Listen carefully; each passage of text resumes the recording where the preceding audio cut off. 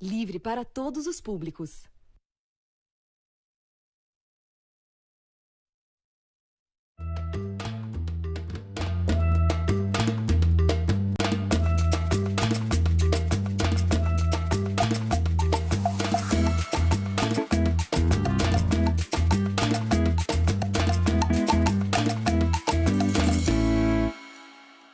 Olá, pessoal. Sexta-feira, 27 de setembro, começa mais um Bom para Todos ao vivo aqui na TVT, com a análise das principais notícias e os destaques do dia.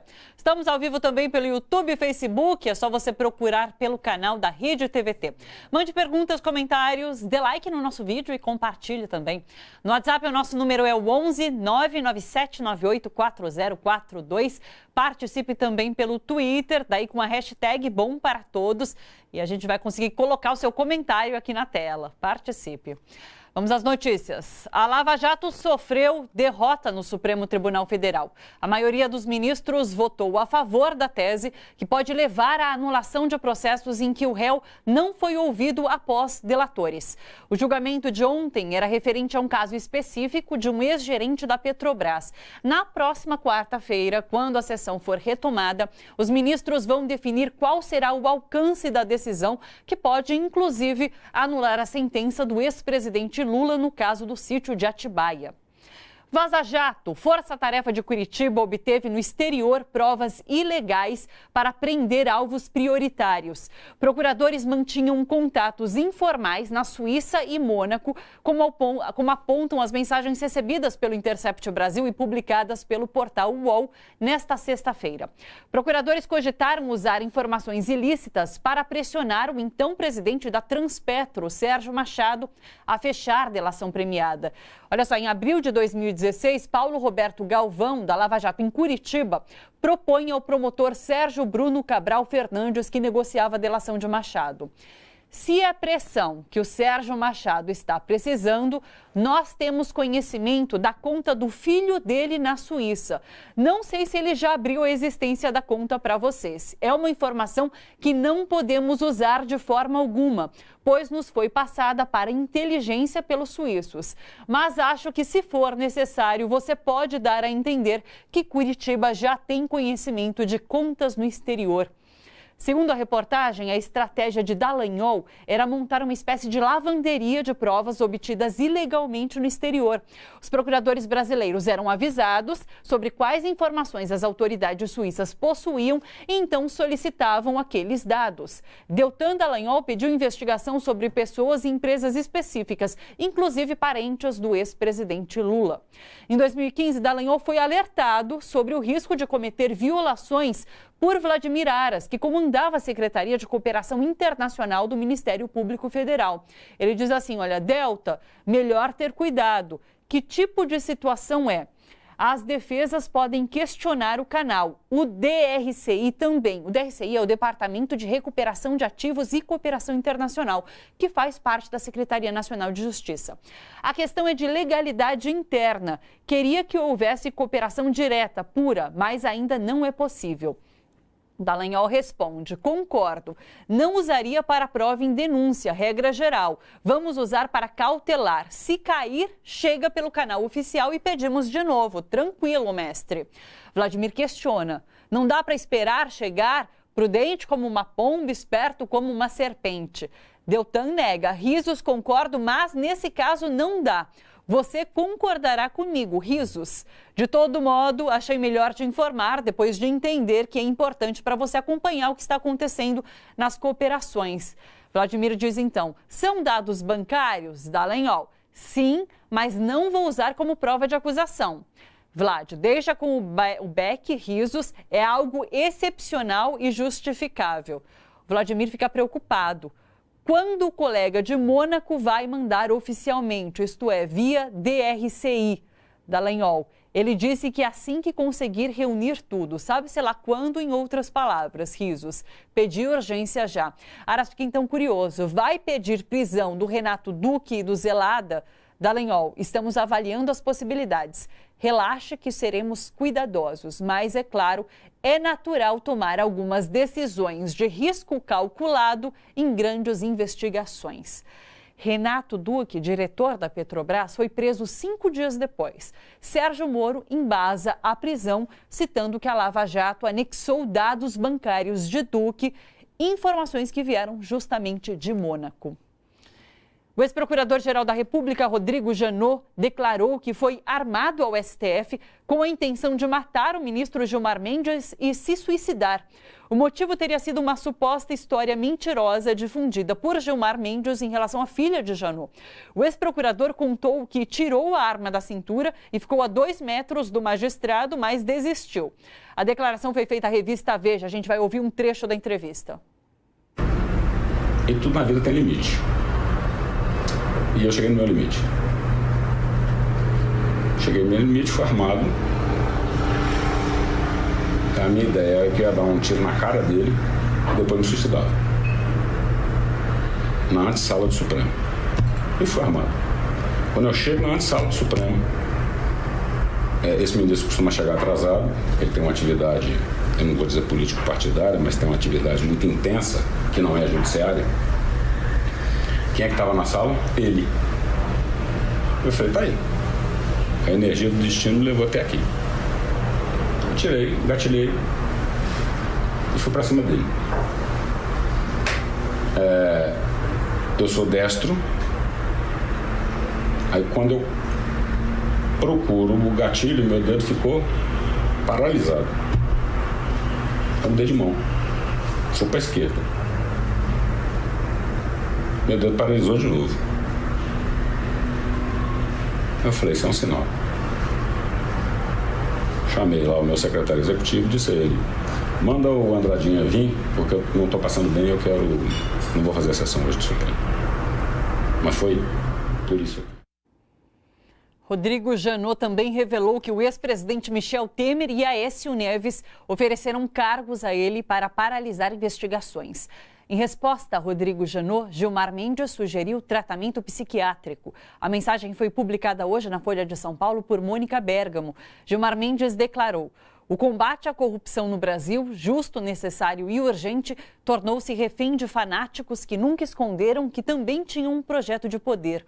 Confesso que estou algo surpreso. Se a divergência com o ministro do Supremo o expôs a tais tentações tresloucadas, imagino como conduziu ações penais de pessoas que ministros do Supremo não eram. Afinal, certamente não tem medo de assassinar reputações quem confessa a intenção de assassinar um membro da Corte Constitucional do país. Recomendo que procure ajuda psiquiátrica.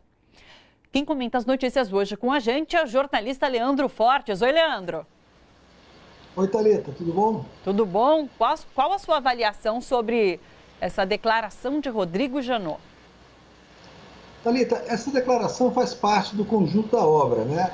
A gente sabe agora, a partir da Vaza Jato e dessas informações que estão surgindo, que o país, ao longo desses últimos 4, 5 anos, ficou à mercê de fanáticos. O Gilmar Mendes colocou muito bem isso. A Lava Jato virou uma fábrica de fanáticos. Em nome do combate à corrupção, em nome do falso combate à corrupção, né? Esse combate udenista à corrupção, que na verdade é uma variável de golpe de Estado, que se utilizou para destruir o país. Nós somos hoje um país fracionado, né, por gangues, todas elas ligadas ao mesmo, digamos assim, ao mesmo centro gravitacional, que é a Lava Jato. Né?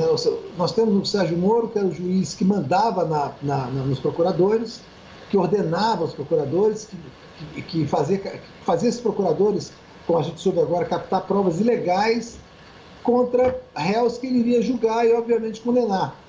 Assim, e dentro desse universo, ainda havia o chefe do Ministério Público da União, né, o chefe da Procuradoria-Geral da União, ele estava disposto a matar um ministro do Supremo Tribunal Federal para lavar com sangue a honra da filha numa discussão estúpida, né? Isso dentro do Supremo Tribunal Federal, e depois dar um tiro na cabeça, se matar, se suicidar, coisa que o valha. Ou seja, nós estamos ainda vivendo a era dos psicopatas. Se estivéssemos num país onde o governo fosse outro, qualquer outro, essas questões já estavam sendo sendo discutidas na justiça. Essas pessoas já estavam presas, Dallagnol já estava fora do Ministério Público, o Sérgio Moro estava fora do Ministério da Justiça, e a Justiça estava investigando profundamente o que essas pessoas fizeram nesse período. Essa história de Janot, ela traz um componente bizarro, mas se adequa exatamente a tudo que a gente tem discutido aqui nos nossos comentários, né, Thalita? A gente vive uma realidade, as pessoas estão numa realidade descolada da realidade brasileira. Eles vivem um universo só deles, que foi criado pela Lava Jato. Então são absurdos em cima de absurdos que a gente discute aqui, a gente acaba um pouco normalizando essa discussão, mas você imagina o que aconteceu, o que podia ter acontecido. O Procurador-Geral da República dá um tiro na cara do ministro do STF, dentro do Supremo, e se matar. Isso, assim, acho que poucas coisas resumem tão bem o grau de celeridade, o grau de insanidade, de insensatez que se transformou no Lava Jato, essa operação que, na verdade, só serviu até agora para destruir o país. Você falou sobre essa questão de naturalizar, porque Rodrigo Janot falou sobre esse episódio de um modo que me pareceu tão leviano, até meio jocoso. E é gravíssimo, num momento que a gente discute o grau de violência da nossa sociedade, ele dizer que foi armado para o tribunal, é muito leviano da parte dele relatar um episódio como esse. É um convite à barbárie. Sim. No momento que a gente está... São momentos graves de tensão que a gente vive no Brasil. Assim, um sujeito falar isso, ele está fazendo um convite à barbárie. Ele está dizendo para outros, olha, eu não consegui, mas você pode conseguir. Eu não fiz, mas você pode fazer. Eu não fiz, assim, ele não fez porque é um frouxo, né? Ele está dizendo que foi a mão de Deus, mas na hora ele arregou. Porque para ser um assassino, você tem que ser um homem corajoso. E não é o caso do Rodrigo Janot. Nunca foi, né? Se mostrou um sujeito submisso à Lava Jato e fez coisas horríveis quando era procurador-geral. Um procurador fraco, covarde, medroso, e também um assassino fraco, covarde, medroso. Então, e outra coisa, ele tá contando essa história agora para dar publicidade ao livro que foi escrito com as memórias dele. Então, além de fazer um convite à barbárie, é uma coisa oportunista. E você tem razão, ele fala até de uma forma jocosa. Estava lá para matar, aí quando depois chamou o Andradinha, que deve ser um motorista, para levar ele para lá, que ele não estava passando bem, que ele é destro, o gatilho falhou na mão direita, o gatilho falou na mão esquerda, foi receber um sinal. Olha, isso é uma coisa de gente idiota, né?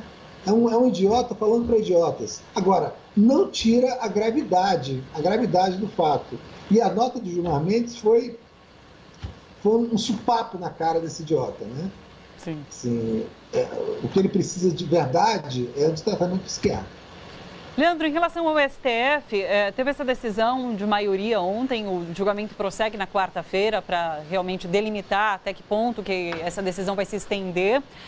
E depois dessa vaza-jato de hoje, a própria reportagem do UOL, que traz as mensagens, coloca que qualquer processo que tiver uso dessas provas conseguidas de forma ilícita, não pelo canal oficial de negociação, elas são ilegais, são provas ilegais e os processos têm que ser anulados. Então, assim, muita coisa ainda vai parar no STF e o STF ainda vai ter muito o que discutir sobre a Lava Jato. Pois é, a Lava Jato ela entrou agora numa espiral de decadência absoluta, Thalita, porque é o seguinte,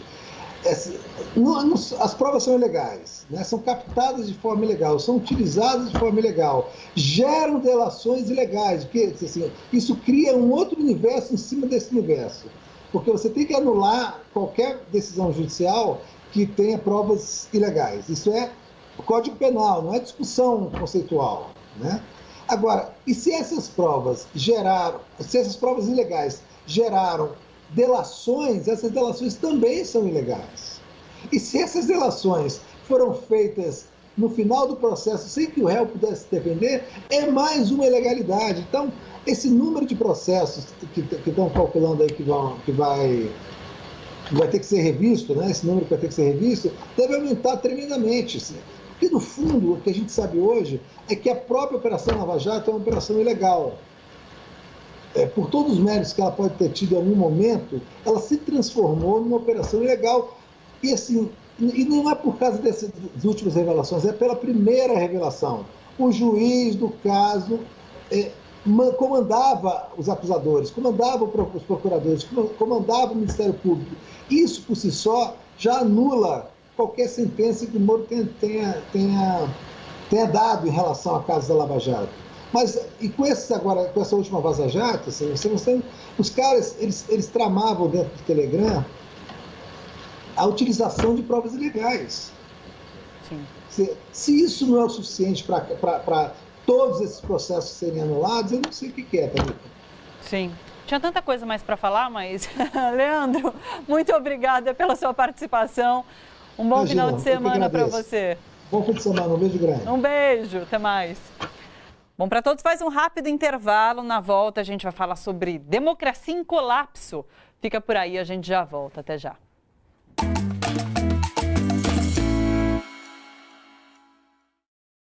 Aí, vamos lá. Tá. Olá, pessoal. Boa tarde para todo mundo que acompanha a gente. Deixa eu pegar aqui alguns nomes. Bastante gente. Estela Lacrux, boa tarde a todos de Campinas. Cleiton Domingos, boa tarde. Se fosse um país sério, o Janu não estaria preso? Pois é, o Leandro Fortes questionou isso agora. O Fernando Gregório está com a gente, boa tarde. A Ângela Nunes está com a gente também. Ivanise Maria da Silva, tínhamos um pistoleiro na Procuradoria. Rafael Roquim, pode sentar aqui, Antônio. Depois de tudo, fechem as portas do Brasil, devolvam para os índios, disse o Rafael Roquim. Luísa Goldar, meu Deus, é demais o que estou vendo. Absurdo esse que é o nosso Brasil. Acontecendo de tudo. Deus tenha piedade de nós. Leni Andrade, chega de injustiça nesse país. Fátima Fernandes, não acredito que o Rodrigo Janot tivesse coragem para isso. O Leandro também falou, inclusive. Raimundo de Andrade falou lamentável. Raimundo Oliveira, nós estamos vivendo o pior momento da República desde o golpe de 89. Esse desgoverno é a escória, uma verdadeira caquistocracia? Robson Lima, por que agora Janot relatou isso? 1889, desculpa, não 1989, o golpe ao que o Raimundo está se referindo. Robson Lima, por que agora Janot relatou isso? O que ele ganha com isso? Pessoas que estão acompanhando com a gente, Sara Marciano, Kátia Guimarães Pereira, Lucivaldo Julião da Silva, Leni Andrade, Cristiano Ferreira Claudino, José Borges Ramos. Muito obrigado pela companhia, pessoal. Pode continuar mandando perguntas, se quiser, inclusive, manda alguma pergunta, mas pode continuar fazendo comentário.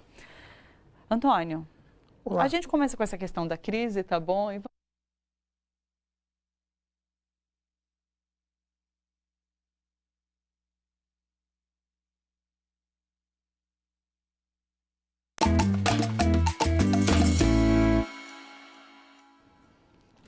Bom para todos, de volta ao vivo. Recebemos hoje no estúdio o cientista político Antônio Carlos Mazeu, professor livre docente junto aos programas de pós-graduação de História Econômica da USP e Serviço Social da PUC. Ele já publicou, entre outros livros, O Voo de Minerva, Construção da Política do Igualitarismo e da Democracia no Ocidente Antigo e Sinfonia Inacabada, Política dos Comunistas no Brasil. Em outubro, agora durante o seminário Democracia em Colapso, ele lança Os Portões do Éden, Igualitarismo, Política e Estado nas Origens do Pensamento Moderno. Estou com o livro aqui, já vou até mostrar também.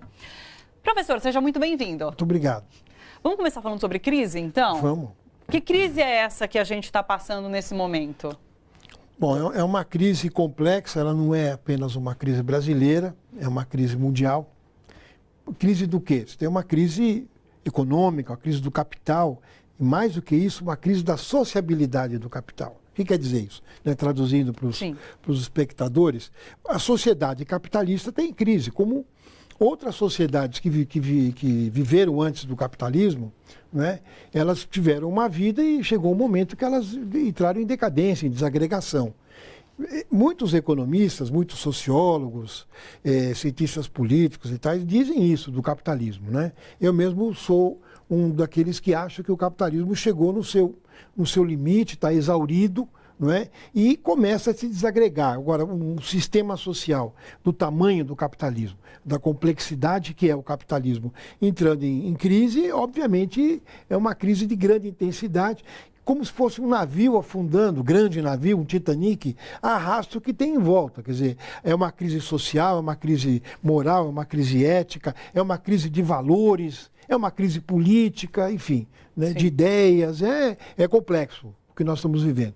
E, obviamente, você tem o reflexo disso nessa ofensiva desesperada do neoliberalismo, vamos dizer, das políticas de arroxo salarial, de desmonte de conquista, que não é um problema do Brasil, não é? Essa ofensiva sobre os trabalhadores denota, inclusive, o desespero do capitalismo para continuar existindo, mesmo que exclua um conjunto muito grande da população mundial, da economia, inclua uma parte muito pequena e aumente a exploração no trabalho.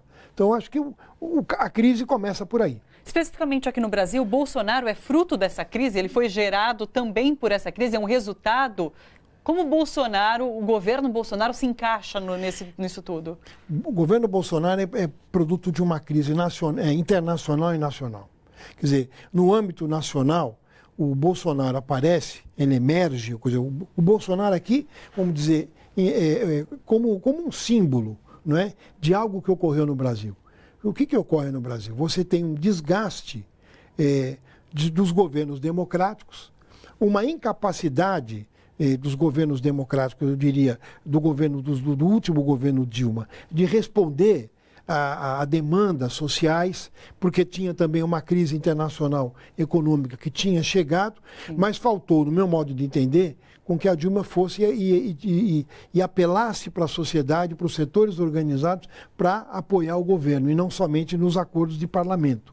Eu acho que um dos equívocos do governo Dilma foi exatamente não ter apostado na classe trabalhadora e no conjunto da sociedade brasileira, o que levou a uma debilidade enorme do governo, e ele levou, mais do que isso, se armou um golpe de Estado, mas também se propiciou essa crise econômica que núcleos que estavam, vamos dizer, adormecidos ou nos subterrâneos, né, o que é mais correto, nos esgotos da sociedade, né, emergem com uma grande articulação política de meio de comunicação, de partidos políticos de direita, de organizações nacionais e internacionais para fazer uma pressão, para depor um governo, para poder colocar reformas que estão de acordo com o desmonte das conquistas dos trabalhadores.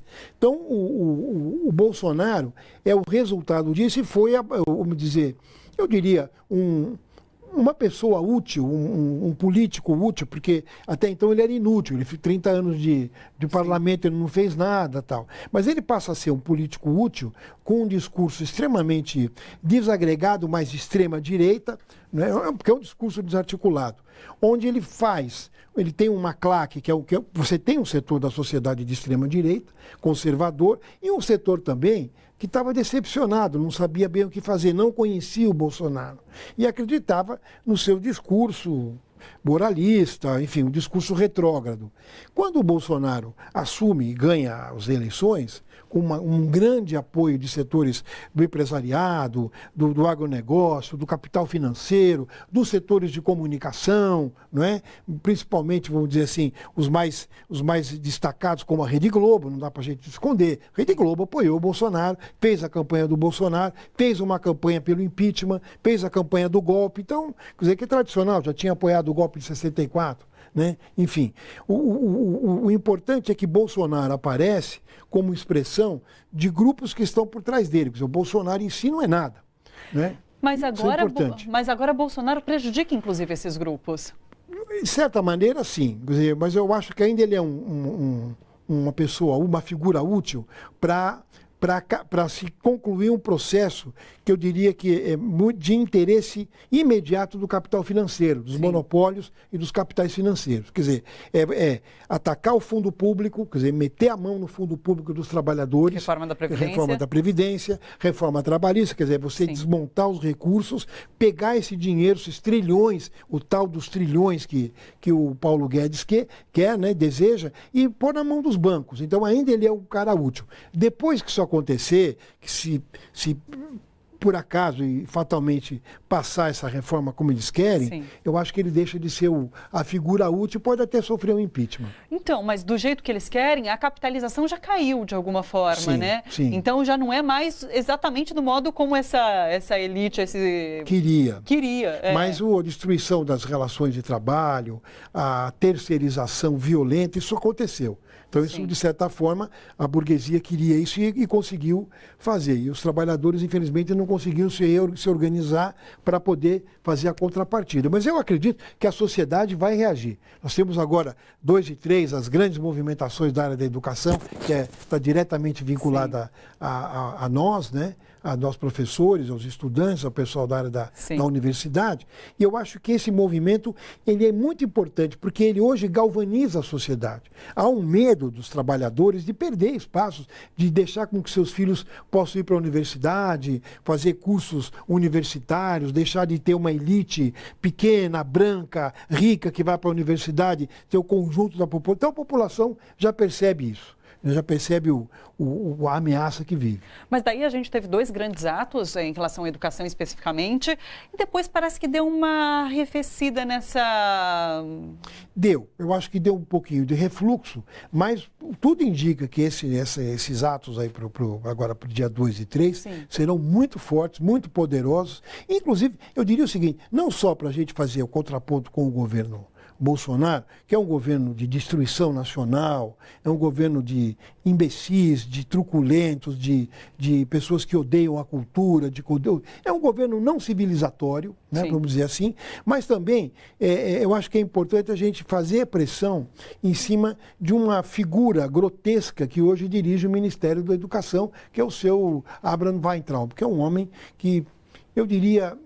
não consegue ser professor nem de uma escola de primeiro grau. A polêmica de ontem era em relação à educação, que ele falou que não é para usar o termo educação, porque educação é da família, né? Da família. Mas isso é uma postura ideológica, né? Quer dizer, há um embate hoje do pensamento conservador que diz o seguinte, educação, quem faz são o pai, a mãe, a família nuclear. Na escola você vai ser informado, vai ter uma formação profissional. Isso é um equívoco, quer dizer, há um acúmulo pedagógico, né, cultural, que diz que a educação é um complexo que passa pela família, mas passa pela sociedade e pela escola. Quer dizer, você se educa como? Lendo, aprendendo a cultura geral, absorvendo o que a humanidade produziu de melhor. Em geral, na família você não vive isso. Ainda que você possa ter um processo de educação e de socialização na família, que é o primeiro. Quando você é pequenininho, você não é, tem já um processo de... Mas o aprendizado, ele é a vida, e a vida é maior que a família. Sim. Especificamente sobre a política econômica, você usou um termo que eu vi numa palestra sua, que você falou que o Brasil é Black Friday Brasil, que eles estão vendendo tudo, e é essa a política de Paulo Guedes. Eu acho que a política de Paulo Guedes, de setores do empresariado brasileiro, ainda que eu acho que tenha contradições. Existem empresários, né, setores que estão preocupados com a desindustrialização do Brasil, mas eu diria que no fundamental, você tem um consenso entre uma grande parte do empresariado que é preciso vender o Brasil. E tem um sentido, porque como nós temos uma crise mundial, você tem um rearranjo da economia internacional. Então, onde é que fica esse empresariado, essa burguesia brasileira, que sempre foi associada e subalterna aos grandes centros econômicos, que a gente costuma falar do imperialismo, quer dizer, são os grandes centros econômicos. Ora, se você tem um rearranjo, uma nova divisão internacional do trabalho, esse pessoal falou o seguinte, bom, industrialização a gente não pode deixar para lá, mas a gente transforma o Brasil num grande agronegócio, que é o que leva essa ideia de, bom, agora vira tudo pasto, mete fogo na Amazônia, se índio encher o saco, mata o índio. Então é mais ou menos um pouco essa truculência, ela não é uma truculência sem sentido, ela tem um sentido econômico, inclusive. Mas, ao mesmo tempo, ele vai para a ONU, Bolsonaro, e faz um discurso antiglobalista e muito mais nacionalista, como os Estados Unidos tenta parecer. Não é contraditório tudo isso? Eu acho que isso é uma propaganda, é contraditório no sentido do que ele está fazendo. Ele é o homem mais globalizado, porque ele está entregando a economia do Brasil para os interesses internacionais, principalmente para os dos Estados Unidos da América, não é? Ele não tem, o nacionalismo dele não existe, quer dizer, o nacionalismo é você fortalecer a economia interna, fortalecer o povo, as universidades, a pesquisa científica. Ele não é um homem nacional, muito pelo contrário, ele é o cara que bate continência para a bandeira dos Estados Unidos. Sim. Para além dessa questão econômica, sobre a crise da democracia, de fato. O que a gente vive hoje no Brasil? Então, a gente tem... É uma democracia em colapso, de verdade, né? Eu acho que a democracia no mundo está em colapso. Esse que é o grande problema. Só você olhar o cenário dos governos do mundo, você tem um cenário de governos conservadores. Agora até respiramos um pouco, porque na Itália caiu o governo de extrema-direita, mas também o que vai sumir... Na Argentina, né, está apontando na Argentina está apontando. Sim. Mas o que eu quero dizer é o seguinte, por que essa democracia está em crise? Porque a democracia, essa democracia que a gente conhece, é a famosa democracia burguesa. Por que se chama isso? Estou xingando a democracia? Não. Tem um sentido conceitual. Quer dizer, quando houve uma revolução burguesa, a burguesia fez uma revolução, essa revolução começou na Europa, ela derrubou os senhores feudais, tal, né, criou uma sociedade sua. Era uma sociedade onde era importante que todos fossem iguais e que todos tivessem oportunidade na vida. No entanto, tinha um problema nesse igualitarismo deles, é que o igual passava pela propriedade privada. Quer dizer, na medida que eu tenho propriedade privada, você não tem, eu compro sua força de trabalho, você vende a força de trabalho, a democracia perdeu, vamos dizer, o seu fundamento. Na verdade, o fundamento da democracia do capitalismo é essa. É a democracia onde eu posso comprar livremente a força de trabalho e você vende, não livremente, mas você vende subordinado ao mercado. Então, essa democracia também se esgotou. Eu acho que existe hoje a emergência de um novo projeto democrático. Um projeto democrático onde você radicaliza a democracia, radicaliza as relações econômicas, radicaliza o acesso à propriedade, né? Então é um outro modelo de uma outra sociedade que não é a capitalista. Então, eu acho que a crise que nós vivemos hoje não é a crise da luta pela igualdade ou por direitos, mas é a crise de uma forma de compreender a democracia onde você tem uma igualdade formal. Né? Nós somos iguais, eu, você, o dono do banco, o dono da fábrica somos iguais. Nós não somos iguais, nem agora, né, e nem no passado. Quer dizer, como é que nós somos iguais? Se você tem uma cara bonitinha, tem um carro legal, né? E o policial passar na rua e te olhar e falar, olha, vai com Deus. Se você é operário, é negro, é LGBT e é pobre, tem um carrinho lá, o cara vai te parar, vai pegar todos os documentos, vai te multar, e se você vacilar, você vai ser preso. E se vacilar, ainda mais te matam. Né? Então essa democracia está em crise. Essa democracia já deu o que tinha que dar. Mas qual é o próximo passo? É a gente pensar numa luta onde você tem uma democracia substantiva. O que é uma democracia substantiva? Que ela não seja mediada pela propriedade privada, que ela não seja mediada pela riqueza, onde todos têm os mesmos direitos e todos têm os mesmos deveres. Mas a gente está um pouco longe disso. Mas a gente pode começar a pensar nisso. Espera aí que a gente já vai retomar esse papo, tá bom? Olha só, novidade aqui no Bom para Todos. A linguista Letícia Salorenzo vai passar a conversar com a gente toda sexta-feira, trazendo análise sobre a semana. Do ponto de vista linguístico, isso mesmo. A gente vai analisar manchetes de jornais, discursos, o uso das palavras por personalidades políticas e o que tudo isso significa.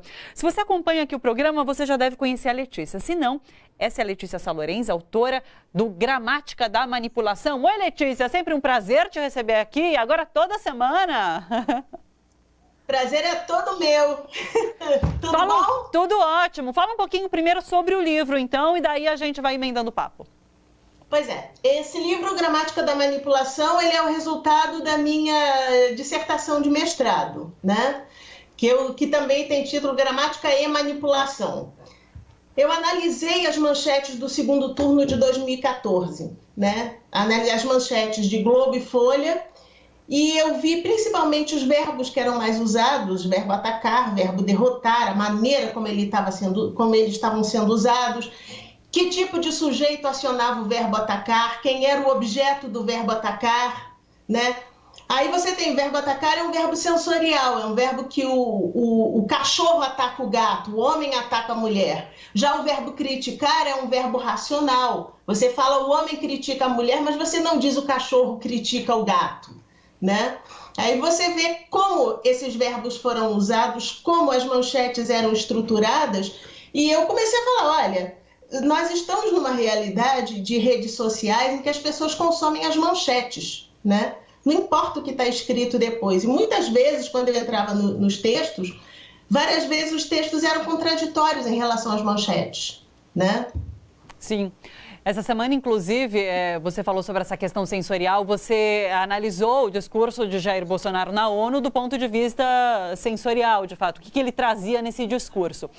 E não é algo exclusivo de Bolsonaro usar essa técnica e essa tática do discurso sensorial, né?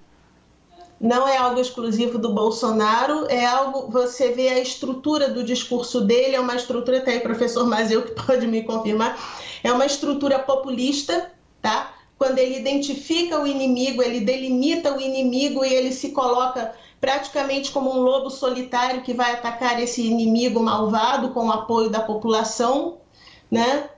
E a maneira como ele estruturou, eu andei lendo uns textos sobre a direita radical europeia e foi justamente numa aula, no curso de Ciência Política da UNB, de tópicos em Ciência Política, e eu virei para o professor e disse assim, o que vocês estão falando de ciência política? Isso aqui é discurso puro, isso aqui é minha área, não é a área de vocês. Eu estou vendo uma estruturação de uma direita que é fascista, tá? O discurso dela, ao fim e ao cabo, ele é fascista, mas ela não pode se apresentar como fascista. Então, o que ela fez? Ela estruturou todo o discurso para ficar palatável, né? E o Jair Bolsonaro, ele está usando muito dessas estruturas, muito dessas estratégias. E, assim, eu digo, não é o Jair Bolsonaro, né? Eu estou sentindo, eu espero muito estar enganada, mas a minha impressão é que está se formando uma rede de direita mundial, sim, tá? Nós temos uma participação aqui no Brasil do Bolsonaro, na Europa muito forte, o Trump nos Estados Unidos.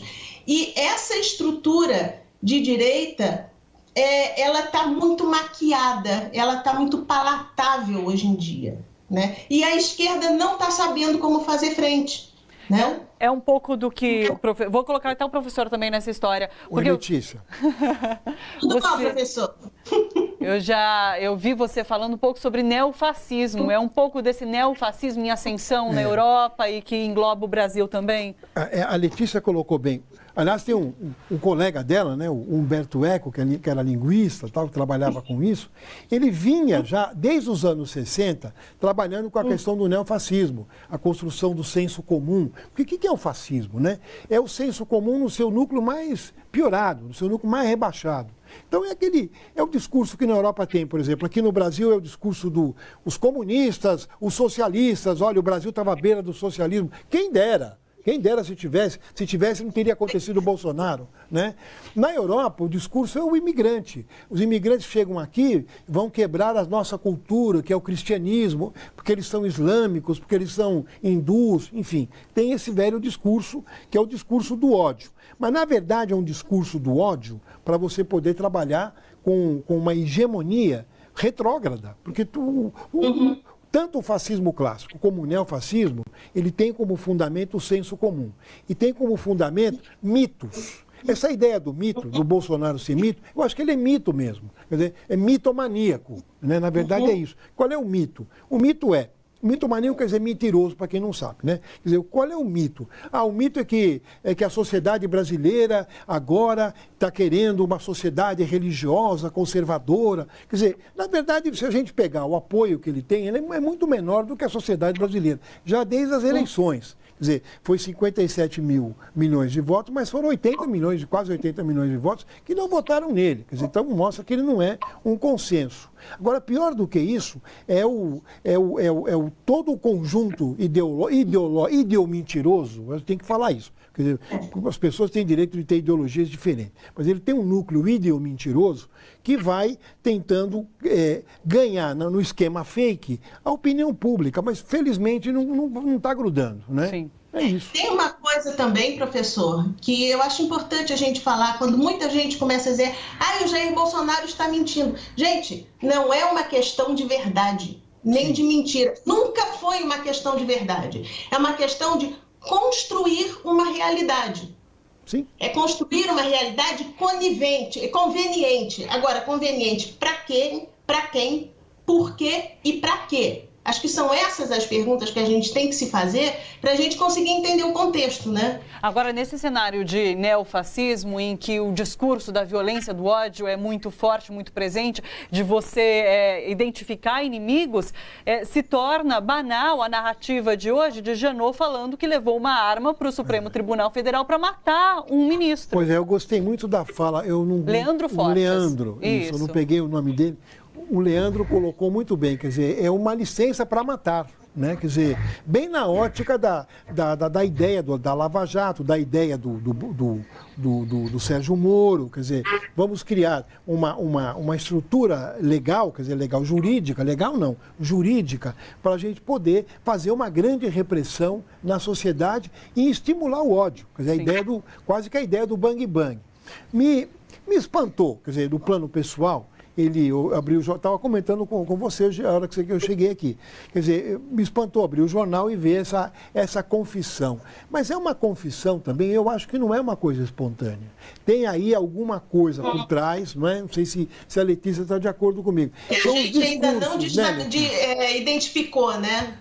Tem alguma coisa por trás. Exato, eu estou de acordo com você. Existem discursos, existem construções, mas existem construções verdadeiras e construções mentirosas. Eu acho que essas construções não dizem a respeito à realidade, né? Mas dizem respeito a um projeto. É aquela construção de realidade. Agora, que realidade o Janot está construindo? Para que ele está construindo? Isso, essa é a pergunta. Que recados ele está passando? Para quem ele está passando esses recados? Não é para mim, não é para você, não é para a Thalita, né? Ele está falando com alguém, né? E o interesse por trás de tudo isso que a gente talvez fique sabendo nos próximos dias, né? Letícia, muito obrigada pela sua participação. A gente se vê, se não antes, na sexta-feira que vem. Eu te agradeço. Agora eu vou ter o maior prazer de dizer até semana que vem. Isso, até semana que vem, Letícia. Bom final de semana, um grande beijo, até mais. Tchau, Letícia. Beijo, tchau, tchau. Olha só, Bom para Todos faz um rápido intervalo, fica aí que a gente já volta. Até já.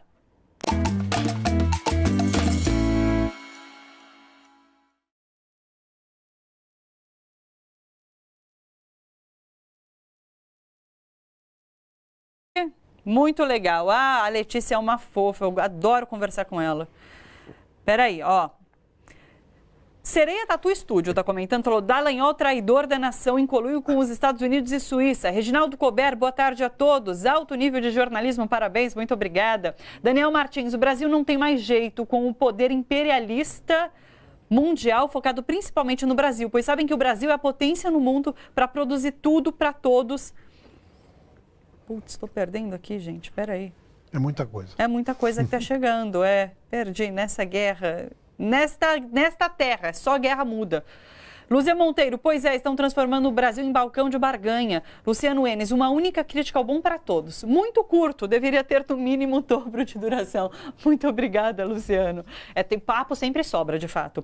Georgina Caresia, ela está assistindo, para mandar um beijo para ela. Beijo, Georgina, muito obrigada pela companhia.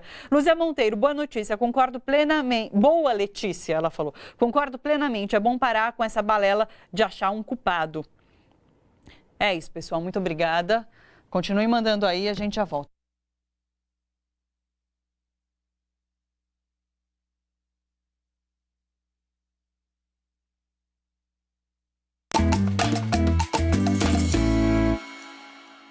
Muito bom o programa. Bom para Todos de volta ao vivo. Sexta-feira é dia de esporte aqui no Bom para Todos, com o atleta e medalhista olímpico do taekwondo, o Diogo Silva.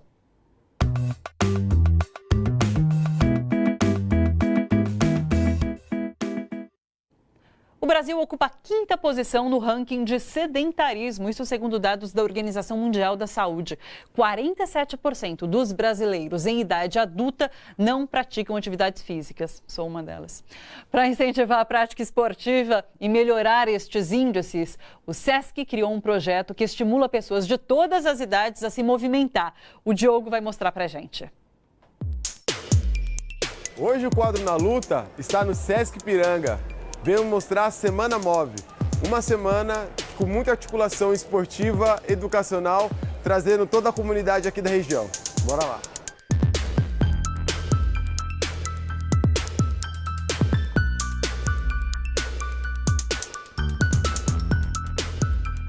Semana Move é uma ação, é uma campanha de incentivo à prática de esporte e atividade física à população em geral. Essa é a 7ª edição, ela acontece desde 2013. Ela fazia parte da campanha Move Brasil, que foi realizada até 2016, que finalizou, e como legado ficou a Semana Move, que é essa grande confraternização entre uma série de instituições movedoras. Hoje a gente tem 110 instituições, Brasil e América Latina, são 13 países participando, desenvolvendo ações para a gente mudar os índices, né, de sedentarismo no Brasil.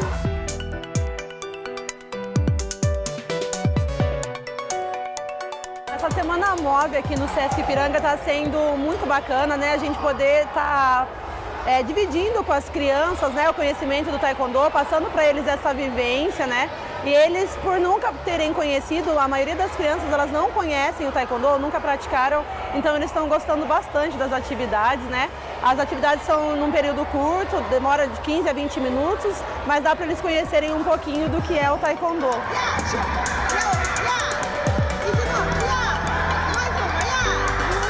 Anualmente, dentro da Semana Move, a gente faz o que a gente chama de ocupação urbana esportiva nas praças que acontecem lá em Heliópolis. A gente fez, inclusive, dentro da Semana Move, abrindo a nossa Semana Move este sábado, a gente fez essa ocupação esportiva lá em Heliópolis. E muitas dessas crianças que hoje estão aqui são pessoas que, né, são crianças que estiveram lá com a gente, né? A gente ou começa a Semana Move pela ocupação ou fecha a Semana Move pela ocupação, porque ela tem a ideia de mobilizar pessoas e principalmente de formar pessoas para que quando o Sesc não esteja, né, por perto, essa ação também ela seja replicada. Qual o impacto que a Semana Move tem nesses jovens, que muitos deles estão em situação de vulnerabilidade, moram em grandes comunidades como a Heliópolis, que está aqui próximo? Qual é o impacto social que essa ação esportiva realizada pelo Sesc provoca nas pessoas? Olha, o princípio de tudo é o esporte que a gente trabalha. O esporte que a gente trabalha é o esporte para todos, é o esporte inclusivo. É o esporte que possibilita que qualquer pessoa possa participar, né? E aí, os valores do esporte estão implícitos aí, né? Você trazer a questão da socialização, a questão da convivência, da diferença, né? Que é o que a gente mais preza. A questão da ética no esporte, que vai ser trabalhada no esporte, mas é que é para a vida. No rugby a gente segue alguns valores que são importantes tanto na vida como no esporte. E eles levam do esporte para a vida deles lá fora, que é o respeito, o companheirismo, a disciplina. E a gente sempre falou para eles levar esses valores durante a vida deles para complementar durante os estudos e quando eles forem crescendo.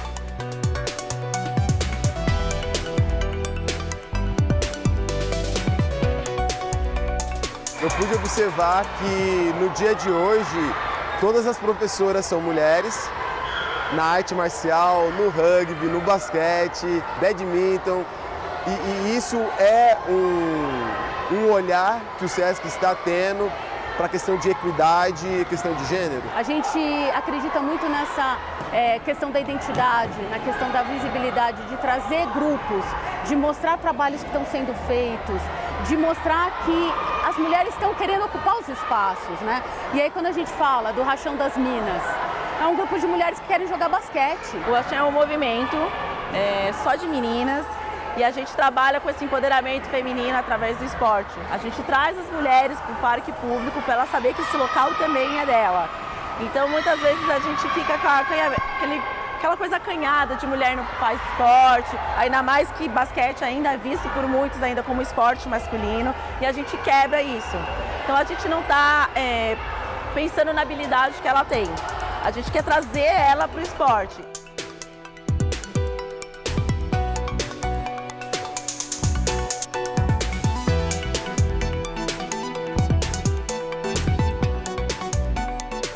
A gente tem outras programações também com gênero, por exemplo, no domingo, dia 29, a gente vai ter a Tiffany, primeira transexual, a Tiffany, atleta do vôlei, primeira atleta transexual a disputar uma partida oficial da Superliga.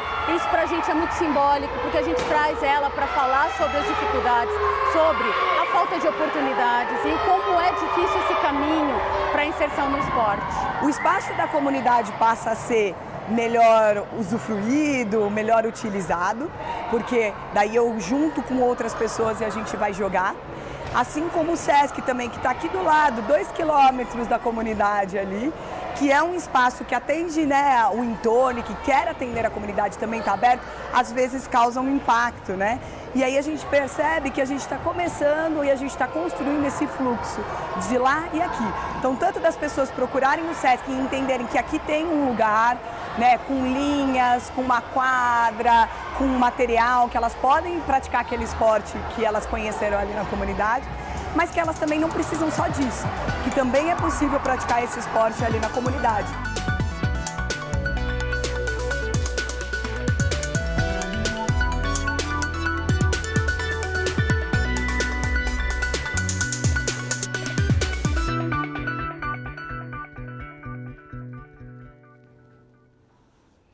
Essa Semana Move vai até este domingo, 29 de setembro, em todas as unidades do Sesc e também em alguns lugares alternativos. Você pode conferir a programação completa no site sescsp.org.br.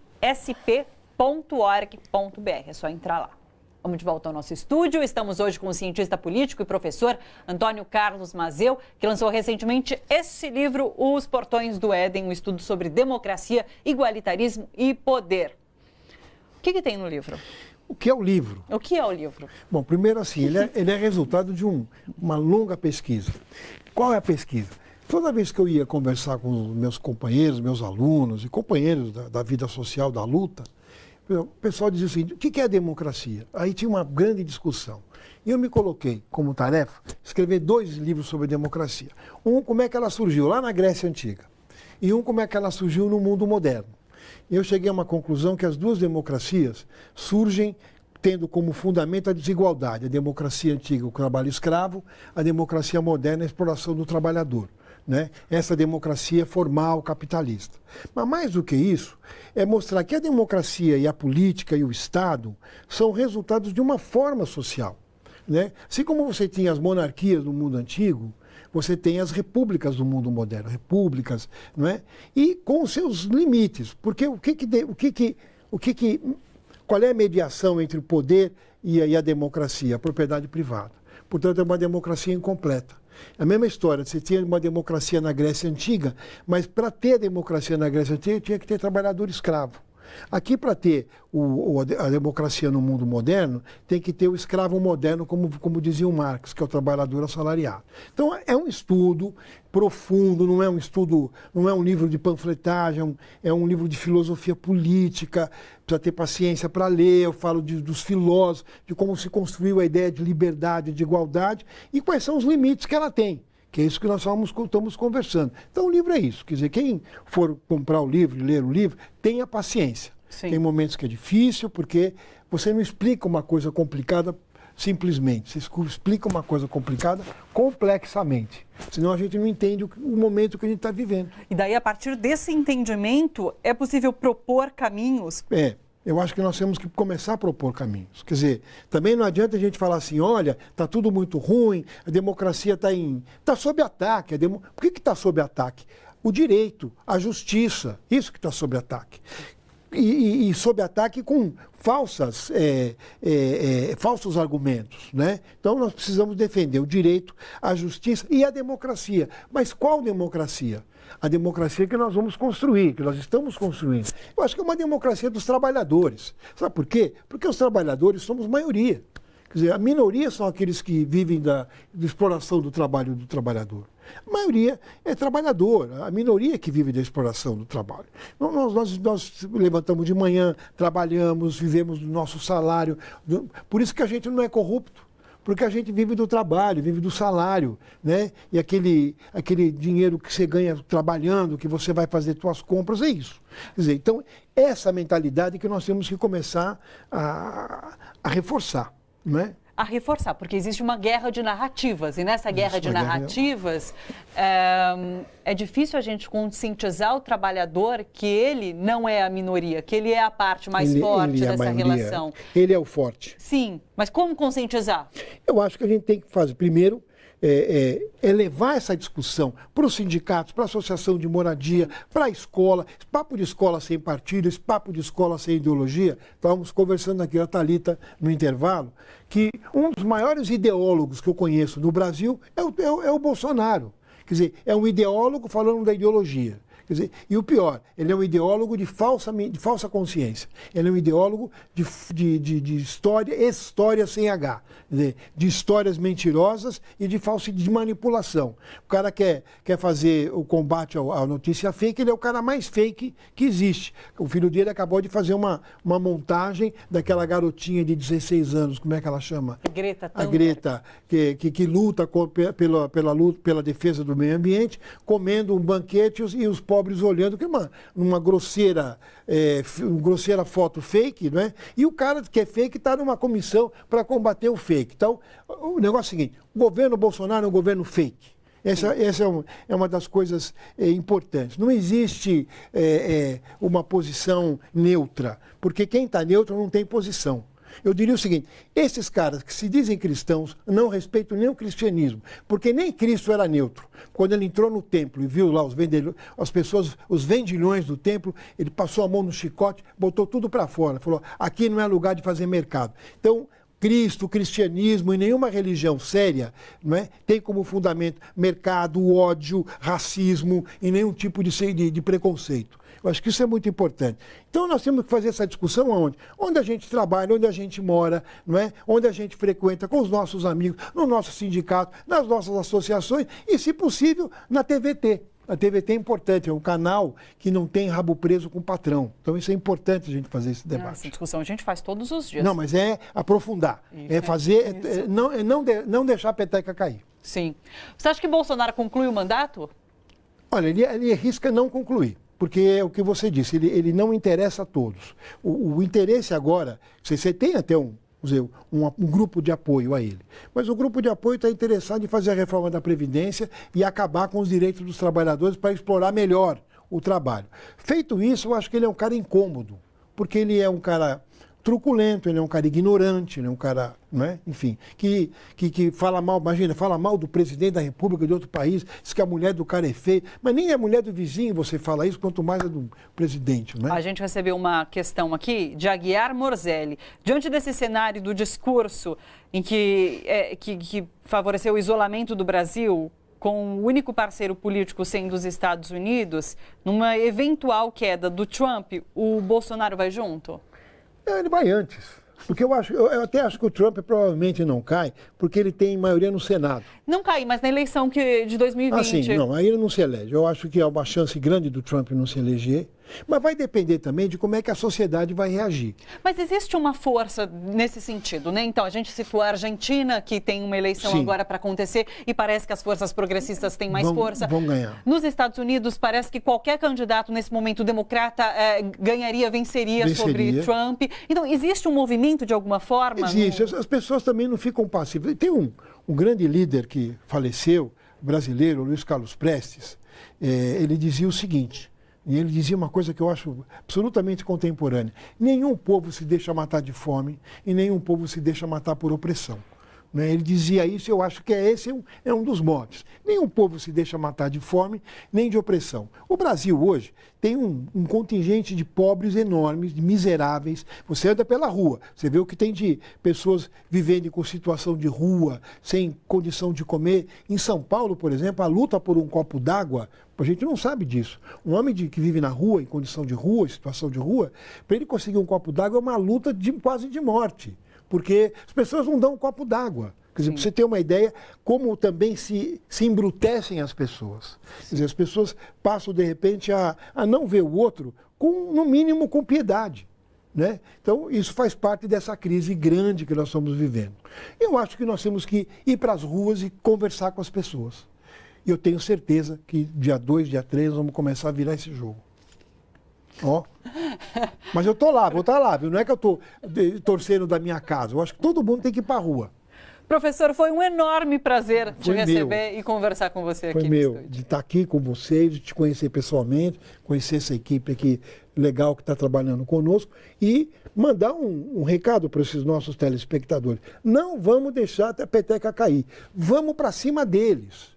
Como é que a gente vai para cima deles? Vamos desmascarar todos esses fakes e vamos para a rua e para o movimento. É isso que nós temos que fazer, pessoal.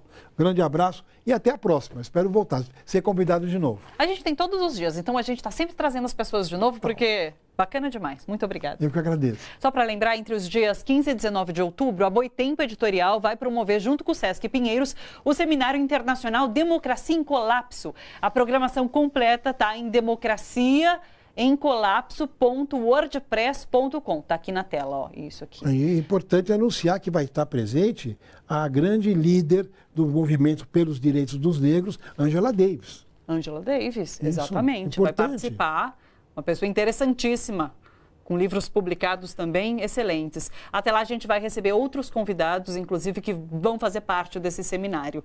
E o Antônio vai estar lá também. Também. É isso. Você que acompanha a TVT e quer ajudar na construção desse canal educativo e democrático, contribua com o nosso financiamento coletivo. É só acessar o catarse.me/TVT. Você faz uma assinatura e colabora com a gente, com a TVT. Bom para todos, fica por aqui. Lembrando que você pode assistir ao nosso programa nas reapresentações hoje às 11 horas da noite e segunda-feira às 9 horas da manhã. Você que nos acompanha pelo Facebook ou YouTube, não deixa de dar like no nosso vídeo. Se quiser, compartilhe também. Muito obrigada pela companhia, um ótimo final de semana e até segunda-feira. Tchau, tchau.